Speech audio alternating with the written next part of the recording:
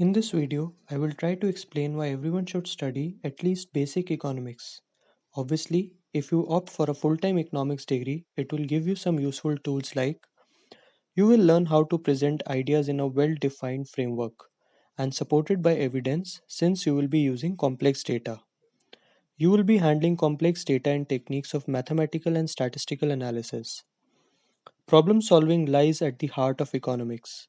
This discipline is developed from the need to solve the basic problems facing all individuals, families, and societies. This is a result of scarcity. For the economist, scarcity means that productive resources are limited, and one must allocate the resources optimally to make the most out of them. Studying economics as a degree also helps you to improve your skills to research and analyze. You examine an argument or data and evaluate its validity and credibility. But there is more to economics than just getting a college degree. This is the subject that will help you develop as a smarter person by making you a better decision maker. If you are not going for a college degree in economics, then you should try it as an optional subject in your high school or college. The first reason to study economics is that it will help you understand the world you live in. There are many things going on around you in the economy that might raise your curiosity, but they do not make sense since you do not have the basic understanding.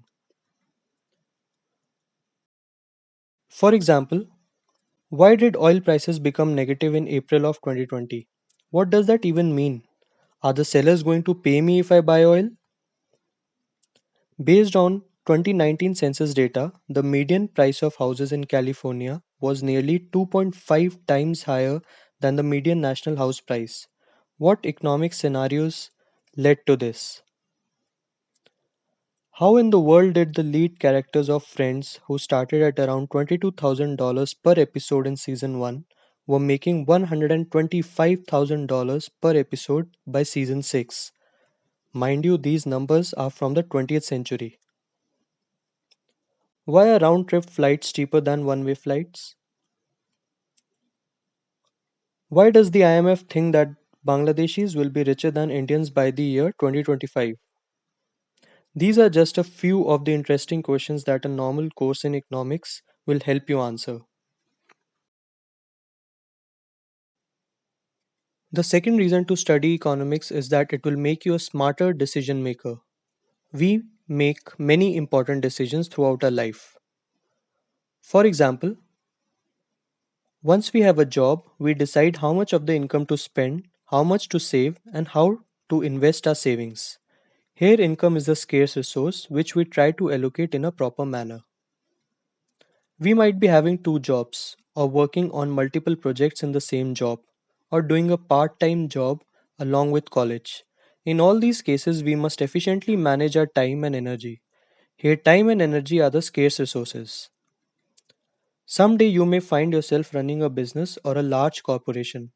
You will have to decide what prices to charge for your products, what salaries to pay to your employees, how much to save for unforeseen situations, and how much to invest for further growing the business.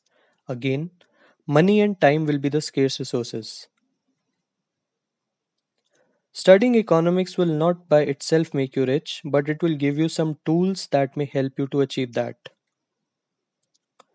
Third reason to study economics is that it will give you a better understanding of both the potential and limits of economic policies. You will understand what economic policies the government is working on and how are they helpful or harmful for the society. What kind of taxes do we pay?